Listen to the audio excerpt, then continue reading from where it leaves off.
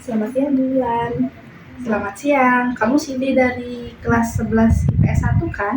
Iya betul Ibu.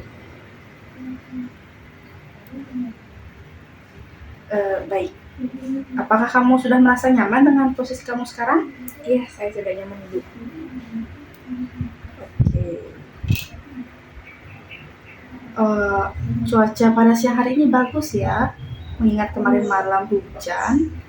Ya, apakah kondisi kamu baik mengingat akhir-akhir ini pandemi semakin tinggi? Iya Bu, puji syukur saya akhir-akhir ini sering berolahraga gitu kalau lagi punya waktu senggang. Terus saya juga kebetulan juga rutin minum vitamin. Jadi puji Tuhan saya di tengah-tengah pandemi ini badan itu saya tetap fit gitu. Bagus ya. Tapi dengan kunjungan kamu pada hari ini, apakah ada yang bisa Ibu bantu? Iya Bu, jadi begini, saya ingin melakukan sebuah konseling dengan Ibu. Sebelumnya Ibu ingin bertanya, apakah sebelumnya kamu pernah melakukan konseling? Belum Bu, ini pengalaman pertama bagi saya untuk mengikuti sebuah konseling. Baiklah, jadi sekarang kita akan melakukan konseling ya. Waktu untuk konseling kali ini adalah 40 menit. Sekarang kamu bisa menceritakan masalahmu. Tapi Bu, saya khawatir apakah nanti apa yang saya bicarakan pada sesi konseling ini itu bocor atau mungkin kesebar ke yang lain. Iya. Oh tidak, maksudnya tidak. Di dalam konseling ini ada yang namanya asas kerahasiaan. Jadi Ibu tidak akan menceritakan masalah kamu ini kepada orang lain. Apapun yang terjadi, Ibu tidak menceritakan masalahmu kepada orang lain. Oke Bu, baik. Baik, sekarang kamu bisa menceritakan masalahmu ya.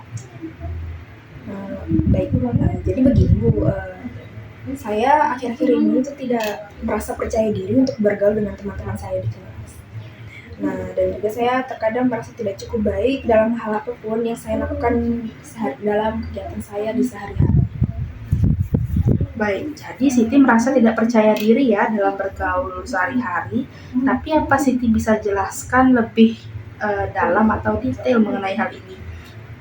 Misalnya seperti apa hal yang sebenarnya yang menyebabkan Siti merasa kurang percaya diri? Jadi begini Bu, saya sangat merasa kesepian juga akhir-akhir ini karena orang tua saya itu seperti tidak peduli kepada saya. Mereka itu kayak kerjaannya tuh kayak cuman kerja aja gitu. Menurut saya tuh kayak kurang merasa dipedulikan gitu. Terus terlebih kadang juga saya di kelas itu kayak selalu direndahkan gitu sama teman-teman saya, sehingga hal tersebut sering membuat saya tuh kayak berpikiran negatif gitu Bu. Terkadang saya kayak berpikir kalau saya itu tidak layak gitu kayak dan saya juga sering mempertanyakan kualitas diri saya, apakah saya itu memang seburuk itu gitu. Sekarang saya juga sangat merasa takut untuk berbicara di depan umum dan enggan untuk bersosialisasi karena saya takut hal tersebut terulang kembali. Baik, saya turut bersedih saat mendengarnya Siti. Jadi selama ini kamu merasa kurang percaya diri karena mendapat perundungan oleh temanmu dan hal itu menyebabkan kamu menjadi enggan untuk bersosialisasi dengan orang lain ya? Iya, seperti itu. Jadi dari cerita kamu barusan, apa yang kamu inginkan dalam proses konseling ini? Saya ingin menghilangkan pikiran negatif dalam diri saya Bu, karena saya merasa banyak hal di dalam hidup saya terhambat. Baik, pada dasarnya itu semua berasal dari pemikiran negatif kamu sendiri ya.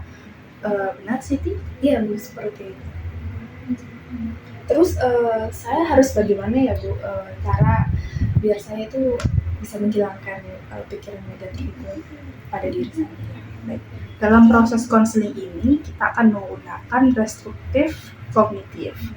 Restrukturing kognitif itu merupakan suatu strategi konseling yang dapat dipergunakan untuk mengubah pemikiran-pemikiran yang negatif menjadi positif. Jadi untuk selanjutnya apa yang bisa saya lakukan ya Bu? Nah, dalam strategi restrukturing kognitif ini, konselor akan diminta untuk mengutarakan pemikiran-pemikiran negatif atau yang tidak produktif yang selanjutnya akan diganti dengan pikiran yang lebih positif atau produktif ya. Kemudian langkah-langkah yang akan dilakukan adalah yang pertama, Siti, kamu akan mengutarakan pikiran negatifmu, kemudian saya akan menghentikan dengan memberikan aba-aba tepukan tangan seperti ini ya. Lalu setelah itu kamu harus menghentikan pikiran negatif kamu. Ini kita lakukan kurang lebih 3 atau 4 kali ya. Nah, yang kedua, Siti mengutarakan pikiran negatif Siti dan kemudian Siti menghentikan sendiri pikiran Siti dengan memberi tepukan tangan. Nah, bedanya yang dengan yang tadi, yang pertama kan saya yang tepuk tangan, yang kedua kamu yang sendiri yang tepuk tangan, ya seperti itu.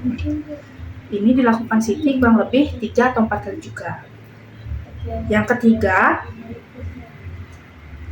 Siti mengutarakan pemikiran negatif Siti dan selanjutnya Siti menghentikan pikiran itu dengan tidak bertepuk tangan, tapi cukup menganggukkan kepala. Ya. Ini Siti lakukan supaya saya bisa tahu bahwa Siti telah menghentikan pikiran negatif Siti. Nah, pada tahapan ketiga ini Siti mencoba untuk merubah pikiran negatif itu menjadi lebih positif lagi.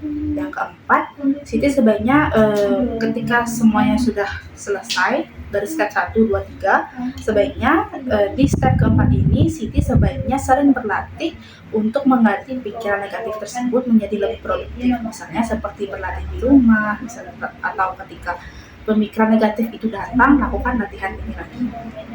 Bagaimana Siti? Apakah Siti sudah paham? Tapi Bu, sepertinya saya masih belum bisa untuk mengubah pikiran negatif saya terhadap diri saya. Saya kayak merasa saya tidak sanggup gitu. Apakah kamu berpikir bahwa kamu itu jelek? Iya Bu, terkadang saya mikir kalau saya itu jelek, tidak layak gitu kayak. Saya itu merasa saya itu gimana ya, kayak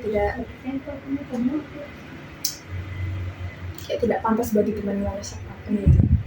Apakah kamu punya bukti selain perkataan buruk orang lain terhadap kamu? Enggak sih sebenarnya Bu. Nah, dari sini kamu bisa mengambil kesimpulan bahwa kamu tidak seburuk itu, Siti. Coba ubah pikiran kamu menjadi lebih positif, seperti aku baik, aku cantik, dan aku berharga. Baik Bu, mungkin perkataan Ibu juga ada benarnya juga ya. Betul sekali. Nah, sekarang Siti sudah menemukan pola pikir yang lebih positif ya. Bagaimana? Kita lanjutkan strategi konseling restrukturing kognitifnya ya. Ya, baik. Baiklah. Langkah pertama, Siti menyatakan pikiran negatif yang selanjutnya akan saya hentikan dengan memberikan tepukan tangan. Jika saya sudah menepuk tangan, maka Siti sebaiknya segera menghentikan pikiran negatif. Oke? Baik Bu. Saya tidak pantas memiliki seorang teman. Lanjutkan. Saya berpikiran bahwa saya tidak pantas memiliki seorang teman. Saya berpikiran bahwa saya tidak pantas memiliki teman. Saya berpikir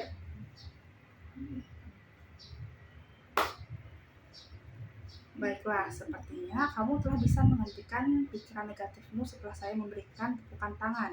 Ingat, saya tadi menghentikan pikiran negatif Siti, mengatakan saya merasa hebat. Baiklah, sekarang kita masuk tahapan kedua. Apa yang harus kamu lakukan di tahapan kedua ini? saya akan menghentikan pikiran negatif saya dengan cara saya sendiri Bu. Saya akan menjentikan jari saya saat saya menghentikan pikiran negatif saya Bu. Bagus. Bisa kamu lakukan itu?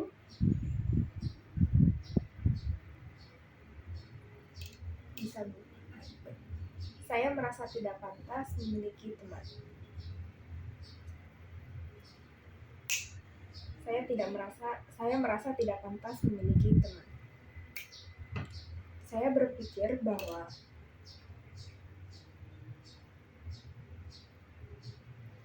Baiklah Siti, apa kamu bisa menceritakan perasaanmu saat menjentikan jari? Saya mencoba untuk menghentikan pikiran-pikiran saya tentang diri saya Bu. Saya merasa bahwa saya bisa menghentikan pikiran negatif itu. Saya jauh lebih merasa nyaman. Baik, Siti, masalahmu masih belum sepenuhnya tuntas. Masih ada satu langkah lagi yang sebaiknya kamu pelajari dalam sesi konseling ini. Bagaimana? Apakah kamu sudah siap? Baik, saya siap. Apa yang akan kamu lakukan pada langkah ketiga ini, Siti? mungkin saya akan kembali ke langkah pertama dan segera menghentikan pikiran negatif saya, Bu, dan menghentikan dengan memberikan angkat kepala. Baik, silahkan lakukan. Saya berpikir bahwa saya tidak pantas memiliki teman.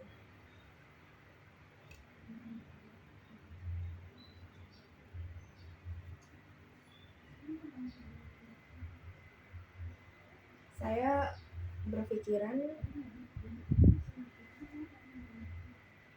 Baik, Siti, sepertinya kamu bisa mengatur pikiran negatifmu ya. iya Bu, dan saya merasa sudah jauh merasa lebih baik.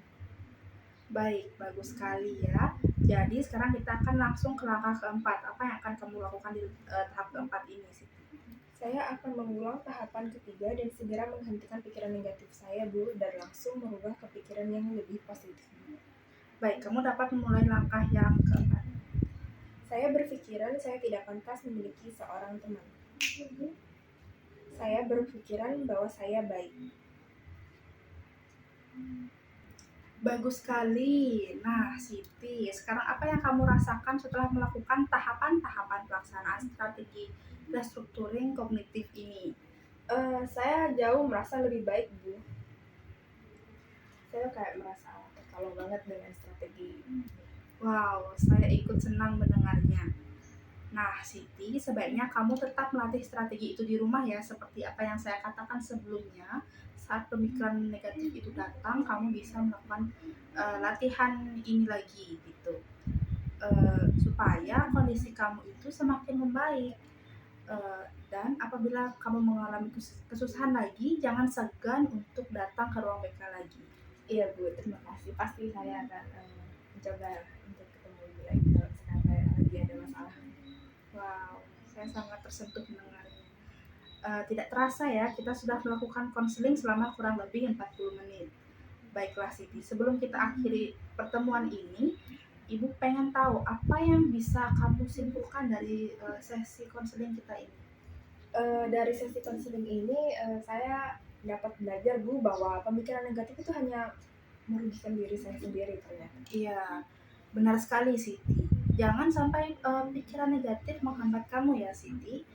Untuk selanjutnya saya harap kamu melakukan latihan tadi di rumah dan laporkan bagaimana perasaan kamu kepada saya minggu depan. Jadi sampai berjumpa di pertemuan selanjutnya ya Siti. Saya harap kondisi kamu semakin baik dan kondisi selanjutnya sampai berjumpa minggu depan. Ya baik, terima kasih Bu atas waktunya. Ya, terima kasih Siti.